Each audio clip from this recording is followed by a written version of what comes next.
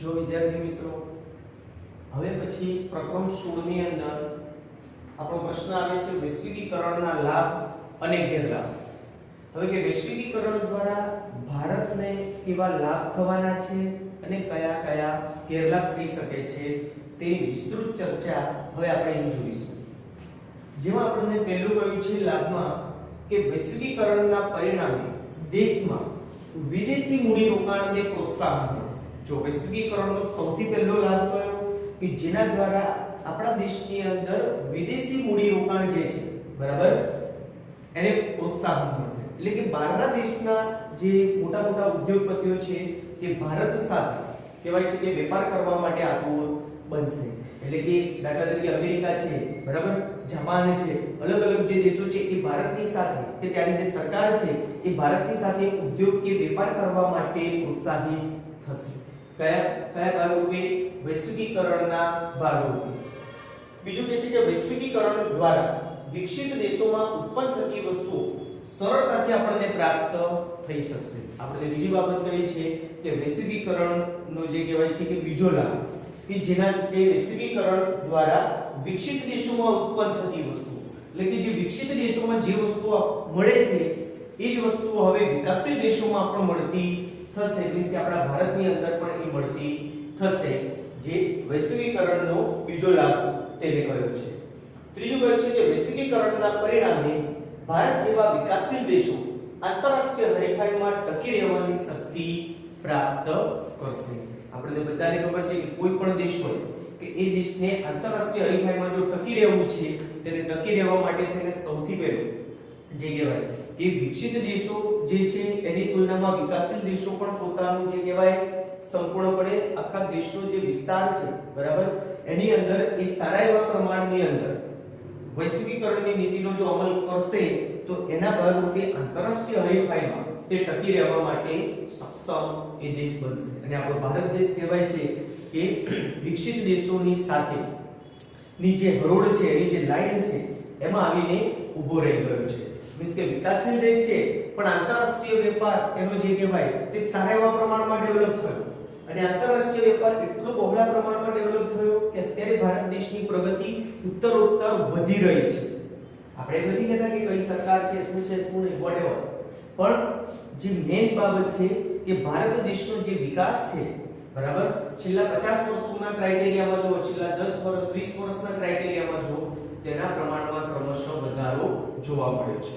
એટલે આપણે લાભની અંદર ત્રણ બાબતો ખાસ ધ્યાનમાં રાખીશું। પહેલી બાબત કઈ વૈશ્વિકીકરણના પરિણામે દેશમાં વિદેશી મૂડીરોકાણને પ્રોત્સાહન મળે છે બરાબર મીન્સ કે મળશે। બીજું કહે છે કે વૈશ્વિકીકરણ દ્વારા વિકસિત દેશોમાં ઉત્પન્ન થતી વસ્તુઓ આપણા દેશની અંદર સરળતાથી પ્રાપ્ત થઈ શકશે। ત્રીજું કહ્યું વૈશ્વિકીકરણના પરિણામે ભારત જેવા વિકાસશીલ દેશો આંતરરાષ્ટ્રીય હરીફાઈમાં ટકી રહેવાની શક્તિ પ્રાપ્ત કરે છે। એટલે એ પણ ત્રણ બાબતો આપણે લાભના ધ્યાનમાં રાખીશું। ત્યાર પછી એનો ગેરલાભ એટલે કે એની જે મર્યાદા કહેવાય તે વૈશ્વિકીકરણના જે ગેરલાભ છે અથવા એની જે મર્યાદા છે તે એમાં પહેલું કહ્યું છે કે વૈશ્વિકીકરણથી ગરીબી અને બેરોજગારીની સમસ્યા હલ કરવામાં ધારી સફળતા મળી નથી। કેમ તો આપણે જોઈએ તો ખાસ કરીને જે ભારતની અંદર જે વિકસિત રાજ્યો છે બરાબર ભારતની અંદર જે મોટા ભાગે જે વિકસિત રાજ્યો છે એ જ જગ્યાએ સારા એવા પ્રમાણમાં વિદેશી મૂડીરોકાણ નું જે કહેવાય પ્રમાણ વધારે હોય છે જેના કારણે શું થાય તો વિકસિત રાજ્યોનું પ્રમાણ જે છે એમાં પ્રમાણ વધે છે જ્યારે જે રાજ્યો વિકાસશીલ છે ભારતમાં તો તે જગ્યાએ કોઈ પ્રકારનું ડેવલપમેન્ટ જોવા મળતું નથી બરાબર। તો એના કારણે કઈ પરિસ્થિતિનું સર્જન થશે તો ત્યાં ગરીબી અને બેરોજગારીની જે સમસ્યા છે એ વધુ ને વધુ ફેલાતી જશે। એટલા માટે આપણને કહેવાયું કે વૈશ્વિકીકરણથી ગરીબી અને બેરોજગારીની સમસ્યા હલ કરવામાં ધારી સફળતા મળી નથી। બીજું કે છે વિકાસશીલ દેશોને નિકાસ વૃદ્ધિ દ્વારા જે લાભો મળવા જોઈએ તે પૂરતા પ્રમાણમાં પ્રાપ્ત થઈ શક્યા નથી। કહ્યું છે આપણને કે વિકાસશીલ દેશોને નિકાસ વૃદ્ધિ દ્વારા જે લાભો મળવા જોઈએ તે લાભો હજી સુધી તેમને મળી શક્યા નથી। કારણ કે કહેવાય છે કે એમની મોટાભાગની વિકાસશીલ દેશો જે હોય એમની મોટાભાગની જે નિકાસ હોય તે કેવી હોય છે કૃષિ પેદાશો હોય છે। મોટાભાગે કઈ પેદાશો હોય કૃષિ પેદાશો અને જેના ભાવો પણ આંતરરાષ્ટ્રીય બજારમાં કેવા જોવા મળે છે, નીચા જોવા મળે છે, જેના કારણે થઈને આ પરિસ્થિતિનું સર્જન થાય છે કે વિકાસશીલ દેશોમાં નિકાસ વૃદ્ધિ દ્વારા જે લાભો એમને મળવા જોઈએ તેટલા પ્રમાણમાં તેમને લાભો મળી શકતા નથી અથવા તો મળ્યા નથી.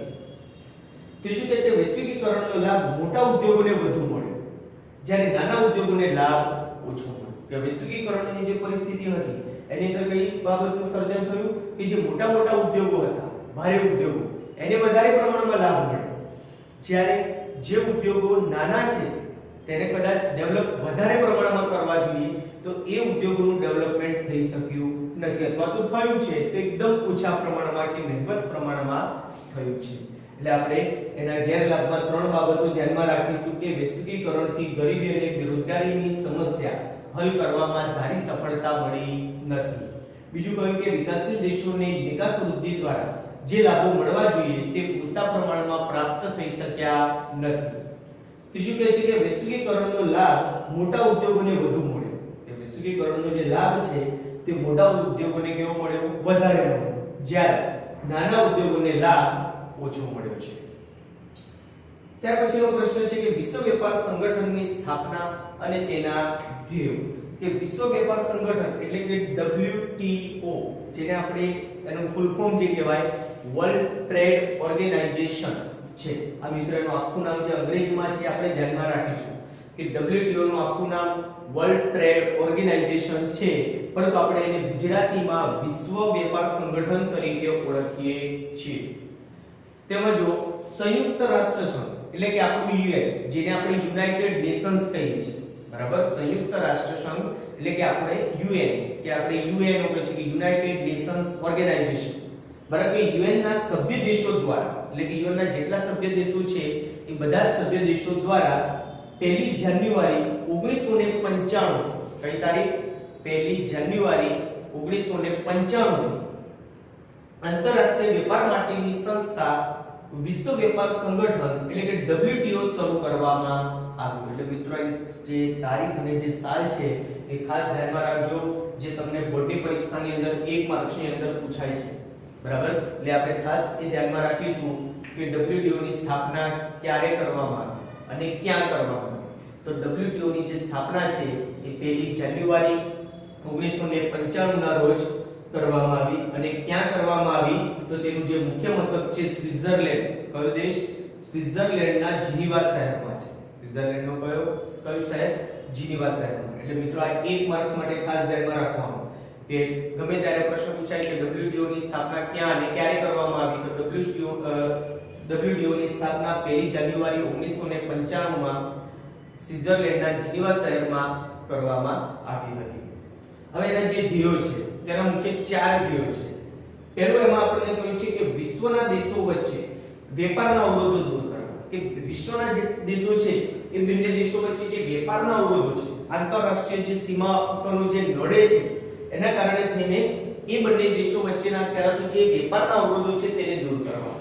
બીજું કે છે વિદેશ વેપાર માટે દેશના ઉદ્યોગોને આપવામાં આવતું સંરક્ષણ દૂર કરવું. કે વિદેશ વેપારની જે નીતિ છે એટલે કે એના માટે દેશના ઉદ્યોગોને આપવામાં આવતું જે સંરક્ષણ છે એટલે કે જે સંપૂર્ણપણે સુરક્ષિત કરવામાં આવે છે બધી બાજુ દરેક ક્ષેત્રમાં, તો એને દૂર કરવું. સંરક્ષણનું જે પ્રમાણ છે એના પ્રમાણને દૂર કરવું.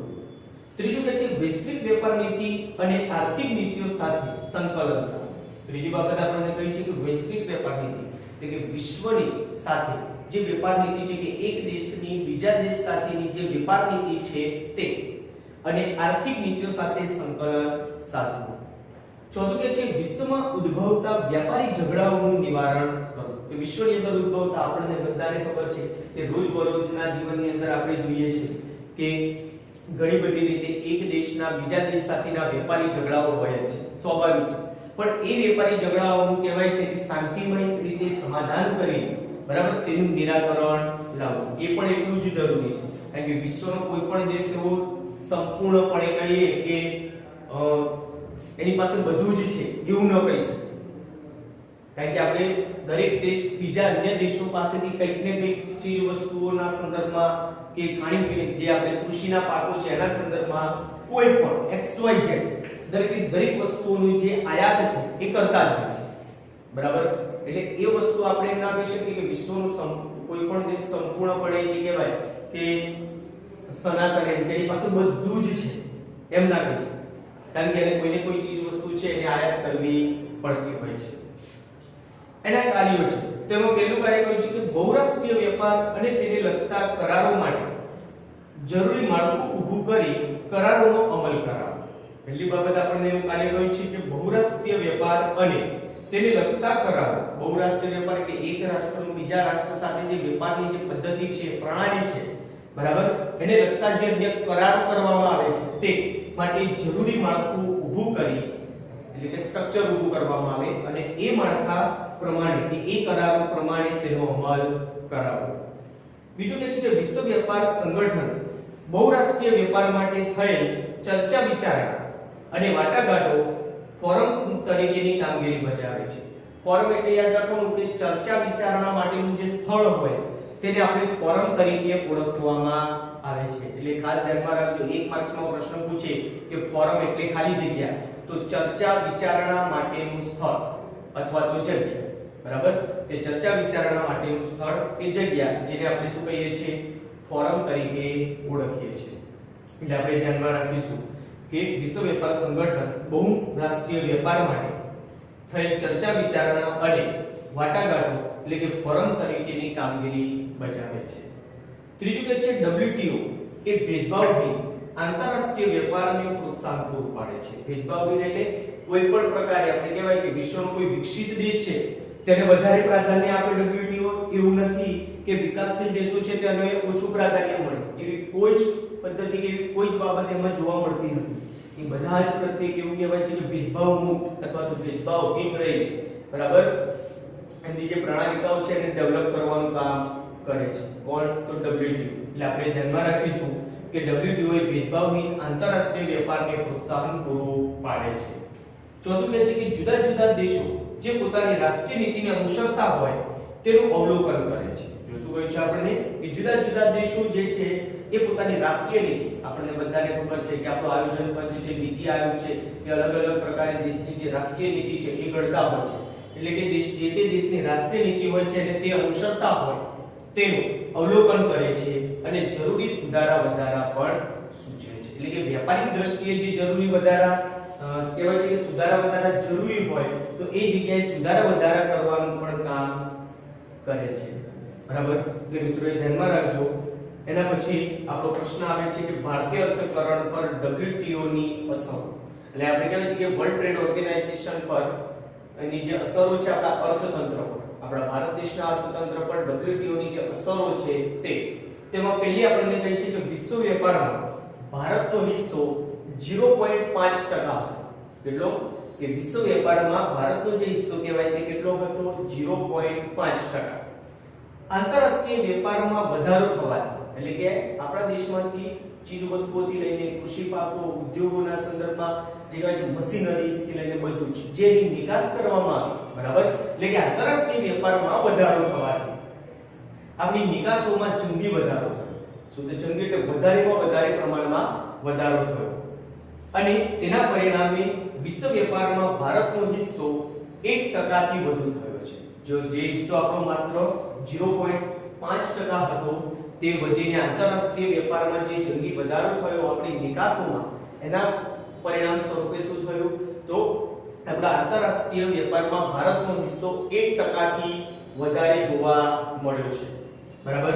ત્યાર પછી આપણને બીજું કહે છે કે WTO માં સભ્ય થવાથી ભારત પોતાની ખેત પેદાશની નિકાસમાં વૃદ્ધિ કરી શકશે. શું કહ્યું છે કે WTO માં સભ્ય થવાથી, એટલે કે વિશ્વ વેપાર સંગઠનમાં ભારત સભ્ય બન્યું જેના કારણે તે પોતાની ખેત પેદાશની નિકાસમાં વૃદ્ધિ કરી શકશે.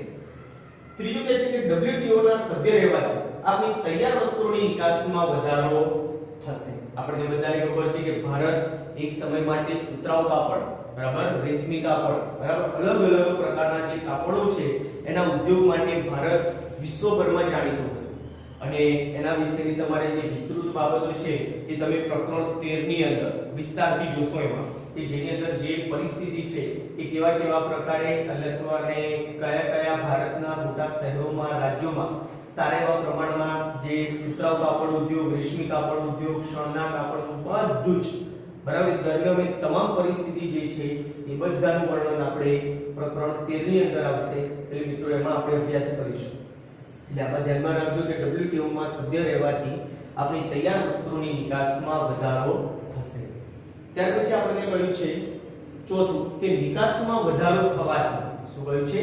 નિકાસમાં વધારો થવાથી આયાત પરનું દબાણ હળવું થશે. જો નિકાસમાં વધારો થાય તો આયાતોનું પ્રમાણ પણ કેવું થશે? ઓછું થશે, મીન્સ કે હળવું બનશે અને વિદેશી મૂલ્યમાં વધારો થશે. આ પરિસ્થિતિ કેવી છે કે જે તે દેશની આયાત નિકાસનું જે સરવૈયું છે એના ઉપર આધાર રાખે છે. મતલબ કે જે દેશોમાં નિકાસનું પ્રમાણ વધારે હોય અને આયાતોનું પ્રમાણ જે કહેવાય ઓછું હોય બરાબર તે દેશને સારા એવા પ્રમાણમાં વિદેશી મૂલ્યમાં પ્રાપ્ત થાય છે. એનાથી વિરુદ્ધ કે જે દેશોમાં આયાતોનું પ્રમાણ વધારે હોય અને નિકાસનું પ્રમાણ ઓછું હોય તો એ દેશનું વિદેશી દેવું વધવા પામે છે. શું થાય? એ દેશનું વિદેશી દેવું જે છે તે વધવા પામે છે. એટલે આપણે ખાસ ધ્યાનમાં રાખીશું કે નિકાસમાં વધારો થવાથી આયાતો પરનું દબાણ એક તો હળવું થશે અને જેના પરિણામ સ્વરૂપે વિદેશી મૂલ્યમાં વધારો થશે. બરાબર છે મિત્રો? ત્યાર પછીનો આપણો પ્રશ્ન આવે છે કે ટકાઉ વિકાસ એટલે કે સુપોષિત વિકાસ એટલે શું અને ટકાઉ વિકાસની વ્યૂહરચનાઓ જણાવો. આ પ્રશ્ન આપણી બોર્ડની પરીક્ષા માટે ઘણો મહત્વનો છે એટલે મિત્રો ખાસ ધ્યાનમાં રાખજો. બરાબર? સૌથી પહેલા તેની વ્યાખ્યા કે ટકાઉ વિકાસ આપણે કોને કહીએ છીએ? તો આપણે વ્યાખ્યામાં કહ્યું છે કે ભાવિ પેઢીની જરૂરિયાતો ને પૂરી પાડવાની ક્ષમતા. ભાવિ પેઢીની જરૂરિયાતો જે કહેવાય એટલે કઈ કે જે ભવિષ્યમાં આવનારી જે પેઢી છે એ પેઢીની જે જરૂરિયાતો છે એને નુકસાન પહોંચાડ્યા સિવાય બરાબર એટલે કે ભાવિ પેઢીની જરૂરિયાતો જે છે એને પૂરી પાડવાની ક્ષમતાને નુકસાન પહોંચાડ્યા સિવાય વર્તમાન પેઢીની જરૂરિયાતોને સંતોષ. કે ભાવિ પેઢીની જે જરૂરિયાતો છે એને કોઈ પણ પ્રકારે નુકસાન ન પહોંચે એ પ્રમાણે વર્તમાન પેઢીની જરૂરિયાતો જે છે એને સંતોષવી જેને આપણે ટકાઉ વિકાસ કે સુપોષિત વિકાસ અથવા તો લાંબા ગાળાનો જે વિકાસ કહેવાય એના નામે આપણે ઓળખીએ છીએ. એટલે આપણે ખાસ ધ્યાનમાં રાખીશું ટકાઉ વિકાસ અને સુપોષિત વિકાસ બંને એક જ છે પણ તે બંને પર્યાયવાચી શબ્દો છે. એટલે મિત્રો ધ્યાનમાં રાખજો કે ભાવિ પેઢીની જરૂરિયાતોને પૂરી પાડવાની ક્ષમતાને નુકસાન પહોંચાડ્યા સિવાય વર્તમાન પેઢીની જરૂરિયાતોને સંતોષવી જેને આપણે ટકાઉ વિકાસ કે સુપોષિત વિકાસ તરીકે ઓળખવામાં આવે છે. એના પછી છે ટકાઉ વિકાસની વ્યૂહરચનાઓ. તેમાં પહેલું કહ્યું છે કે પુનઃ ઉપયોગમાં લઈ શકાય તેવા પ્રાકૃતિક સાધનો જેવા પુનઃ ઉપયોગમાં લઈ શકાય તેવા એટલે કે આપણે એકવાર ઉપયોગમાં લઈ લીધા તેમ છતાં આપણે ફરીથી ઉપયોગમાં લઈ શકીએ તેવા સાધનો એટલે કે એવા પ્રાકૃતિક સાધનો જેવા એટલે કે પ્રાકૃતિક એટલે કે કુદરતી કે જેની રચના કુદરત દ્વારા થયેલી છે એટલે કે કુદરત નિર્મિત છે કે પુનઃ ઉપયોગમાં લઈ શકાય તેવા પ્રાકૃતિક સાધનો જેવા કે ખેતી લાયક જમીન. આપણે ખબર છે ખેતીમાં એક વખત પાકનો જે કોઈ પણ પાક લીધો તો શું આપણે બીજો પાક નથી લઈ શકવાનો? લઈ શકીશું કે એક વખત એક પાક લઈ લીધો પછી ફરીથી આપણે એ જમીનની અંદર બીજો કોઈ ચોક્કસ પાક લઈ શકીશું. જંગલ, જળ સંપત્તિ વગેરેનો ઉપયોગ તેમની ગુણવત્તા જળવાય તે રીતે કરવો. બરાબર? અને કહ્યું છે કે ખેતીલાયક જમીન, જંગલો, જળ સંપત્તિ વગેરેનો ઉપયોગ તેમની ગુણવત્તા એટલે કે એમની ક્વોન્ટિટી જે કહેવાય તે જળવાય તે રીતે કરવો. જે પ્રાકૃતિક સાધનો એક જ વખત ઉપયોગમાં લઈ શકાય તેવા છે. એટલે કે જે પ્રાકૃતિક સાધનો કેવા કે એક જ વખત જો આપણે ઉપયોગમાં લઈશું પછી એને ઉપયોગમાં લઈ શકવાના નથી તો તેવા જે પ્રાકૃતિક સાધનો છે દાખલા તરીકે કોલસો એકવાર બળીને ખાક થઈ જાય ત્યાર પછી આપણે એને ફરીથી ઉપયોગમાં લઈ શકતા નથી. તે જ રીતના પેટ્રોલિયમ પેદાશો. કયું? પેટ્રોલિયમ, જેમાં પેટ્રોલ, ડીઝલ, કેરોસીન જે પણ આપણે કહીએ છીએ બરાબર તે એ બધું જે કહેવાય એક વખત કહેવાય કે એ હવામાં પડી જાય કે જ્યારે કોઈ પેટ્રોલિયમ સાધન હોય કે ફોર વ્હીલ બાઇક છે, ફોર વ્હીલ ગાડી છે કોઈ એમાં જ્યારે ઉપયોગમાં લેવામાં આવે ત્યારે ધુમાડા સ્વરૂપે વાયુ સ્વરૂપે બહાર નીકળી જાય છે બરાબર. તે મળીને શું કહેવાય છે? અસ્મિત એની જે કહેવાય એ સંપૂર્ણ વરાળમાં એ રૂપાંતરિત થઈ જાય છે. એટલા માટે આપણે એને ફરીથી ઉપયોગમાં લઈ શકતા નથી. બરાબર? ત્યાર પછી આપણે કીધું ખનિજો. તો ખનિજો પણ એવી છે કે એકવાર ઉપયોગમાં લીધી તો જો કદાચ એવું બને કે જે ખનિજો આપણી પાસે પર્યાપ્ત માત્રામાં ઓછી હોય, જો એનો ઉપયોગ વધારે ને વધારે કે બેફામ પણ ઉપયોગ થતો હશે તો શું થશે પરિસ્થિતિ કે એ સમય એવો આવશે કે એ ખનિજ લુપ્ત થવાના આરે આવીને ઊભી હશે। એટલે એ પરિસ્થિતિનું ખાસ આપણે ધ્યાન રાખવું પડે કે આપણી પાસે જે સંસાધનો અપર્યાપ્ત મર્યાદિત માત્રામાં છે, કેવી માત્રામાં છે? મર્યાદિત માત્રામાં। એટલે આપણે કહ્યું કે જે પ્રાકૃતિક સાધનો એક જ વખત ઉપયોગમાં લઈ શકાય તેવા છે, દાખલા તરીકે કોલસો, પેટ્રોલિયમ, ખનિજો એ વગેરેનો આપણે કાળજીપૂર્વક ઉપયોગ કરવો। ત્યાર પછી બીજું કે છે વાહન વ્યવહાર ખર્ચ ઓછું થાય તે રીતે ઉદ્યોગોનું સ્થાન નક્કી કરવું। વાહન વ્યવહાર ખર્ચ કેમ ઓછો થાય? કારણ કે આપણે જો ખાસ કરીને આપણા ભારતની અંદર ચાનું સૌથી વધુ વાવેતર અસમમાં થાય છે। આપણે એક્ઝામ્પલ રૂપે લઈએ છીએ, દાખલા તરીકે ભારતમાં ચાનું સૌથી વધુ વાવેતર ક્યાં થાય છે? અસમમાં થાય છે, બરાબર? તો હવે અસમમાં જે જગ્યાએ ચા ઉત્પાદિત થાય છે તેની આજુબાજુના જ ભાગોમાં તેના પ્રસંસ્કરણ માટેની ફેક્ટરીઓ આવેલી છે। પ્રસંસ્કરણ એટલે કે ત્યાંને ત્યાં ચાનું શુદ્ધિકરણ થાય અને ત્યાં જ એનું પેકિંગ થઈને એ સીધી એની નિકાસ કરવામાં આવે ભારતના એક તો આંતરિક રાજ્યોમાં અને પછી બીજા દેશોમાં। એટલા માટે કહેવાયું છે આપણને કે જે તે ઉદ્યોગ વાહન વ્યવહાર ખર્ચ ઓછું થાય તે રીતે ઉદ્યોગનું સ્થાન નક્કી કરવું। પછી કે છે અને વાહનોમાં અને ઉદ્યોગોમાં પર્યાવરણ મિત્ર ટેકનોલોજીનો ઉપયોગ વધે તેવા પ્રયાસો હાથ ધરવા। આપણને બધાને ખબર છે કે ખાસ કરીને આપણે પેટ્રોલિયમ પેદાશોની જગ્યાએ સીએનજી છે, બરાબર, એનો ઉપયોગ કરી શકીએ કે જે પ્રદૂષણ મુક્ત છે। કેવું છે? પ્રદૂષણ મુક્ત। જે સાધનો એકથી વધુ ઉપયોગમાં લઈ શકાય તેવા હોય, જે સાધનો કેવા એકથી વધુ ઉપયોગમાં લઈ શકાય તેવા હોય તેમનો મહત્તમ ઉપયોગમાં લેવા। તેમને શું કરવાના? મહત્તમ એટલે તો વધુમાં વધુ ઉપયોગમાં લેવા। જે કે જુદી જુદી સિંચાઈ યોજનાઓના એકથી વધુ ઉપયોગ। ખાસ મિત્રો ધ્યાનમાં રાખજો કે જે સાધનો એકથી વધુ ઉપયોગમાં લઈ શકાય તેવા હોય તેમને મહત્તમ ઉપયોગમાં લેવા। દાખલા તરીકે જુદી જુદી સિંચાઈ યોજનાઓ, બરાબર, સિંચાઈ યોજનાઓના એકથી વધુ ઉપયોગ, દાખલા તરીકે વીજળી ઉત્પાદન, પૂર નિયંત્રણ, વાહન વ્યવહાર વગેરેમાં કરવા। ચોથું કહે છે કે પ્રાકૃતિક સાધનોનો દુરુપયોગ ન થાય, ઔદ્યોગિક કચરાનો બિનઆયોજિત નિકાલ। આપણે કહ્યું છે કે પ્રાકૃતિક સાધનો એટલે કે કુદરતી જે સંસાધનો કે સાધનો છે તેનો દુરુપયોગ ન થાય, બરાબર। ઔદ્યોગિક કચરાનો બિનઆયોજિત નિકાલ એટલે કે ઉદ્યોગોમાંથી જે રસાયણો, રંગ રસાયણો કહેવાય છે કે દૂષિત પાણી છે, અલગ અલગ જે કચરો એનો જે બહાર નીકળે છે, બરાબર, વેસ્ટ જેને આપણે કહીએ છીએ, બરાબર, એનો બિનઆયોજિત નિકાલ કે જેનાથી કોઈ પણ પ્રાણીને, પશુને, મનુષ્યને કોઈ પણ પ્રકારનું નુકસાન ન થાય તે રીતના એનો નિકાલ કરવો। ઝેરી રસાયણો, વધતા જતા ગંદા વસવાટો અટકાવવા વગેરે ઉપર નિયંત્રણો મૂકવા। એટલે મિત્રો ખાસ ધ્યાનમાં રાખજો કે પ્રાકૃતિક સાધનોનો દુરુપયોગ ન થાય, ઔદ્યોગિક કચરાનો બિનઆયોજિત નિકાલ, ઝેરી રસાયણો, વધતા જતા ગંદા વસવાટો અટકાવવા વગેરે ઉપર નિયંત્રણો મૂકવા।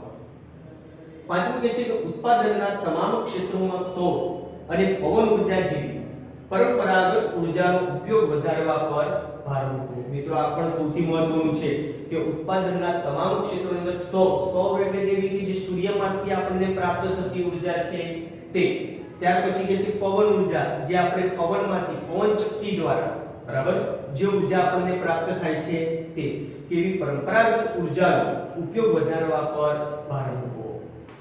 એના પછીનો આપણો છેલ્લો પ્રશ્ન છે આ પ્રકરણનો કે પર્યાવરણની સુરક્ષા માટે લેવામાં આવેલા પગલાં, એટલે કે પર્યાવરણની સુરક્ષા માટે આપણે કયા કયા પગલાં લેવામાં આવ્યા છે અથવા તો આવે છે। તેમાં કહ્યું છે જો પહેલું કે પર્યાવરણની સુરક્ષા માટે સ્વીડનના પાર્ટનર સ્ટોકહોમ શહેર, એટલે કહેવાય છે કે પર્યાવરણની સુરક્ષા માટે સ્વીડનનું એક શહેર છે સ્ટોકહોમ। કયું શહેર? સ્ટોકહોમ શહેરમાં ઈસવીસન 1972 કઈ સાલમાં? ઈસવીસન 1972 માં પ્રથમ વખત પૃથ્વી પરિષદનું આયોજન કરવામાં આવ્યું। તેનું આયોજન કરવામાં આવ્યું પૃથ્વી પરિષદનું। મિત્રો એટલે 1 માર્ક્સ માટે ખાસ ધ્યાનમાં રાખજો કે પૃથ્વી પરિષદનું આયોજન ક્યાં અને ક્યારે કરવામાં આવ્યું? તો પૃથ્વી પરિષદનું આયોજન ઈસવીસન 1972 માં, બરાબર, સ્વીડનના એક શહેર સ્ટોકહોમ ખાતે એનું આયોજન કરવામાં આવ્યું હતું।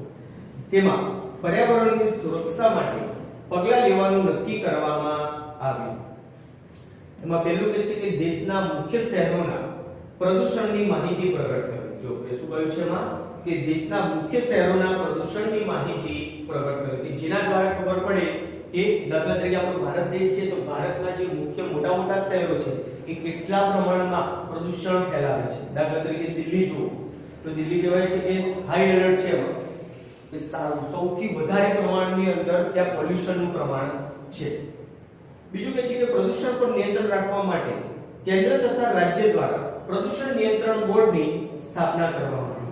જે આપણા દરેક કહેવાય છે કે ભારતના કહેવાય કે અલગ અલગ જે રાજ્યો છે એ દરેક રાજ્યની અંદર પ્રદૂષણ નિયંત્રણ બોર્ડની સ્થાપના કરવામાં આવી છે. ત્રીજું કહે છે કે વિશ્વભરમાં 5 જૂને વિશ્વ પર્યાવરણ દિન તરીકે જાહેર કરવામાં આવે છે અને જે ઉજવવામાં પણ આવે છે. એ વિશ્વભરમાં સમગ્ર વિશ્વની અંદર 5 જૂનનો દિવસ એટલે કે વિશ્વ પર્યાવરણ દિવસ એટલે કે વર્લ્ડ એન્વાયરમેન્ટ ડે તરીકે ઓળખવામાં અથવા તો ઉજવવામાં આવે છે.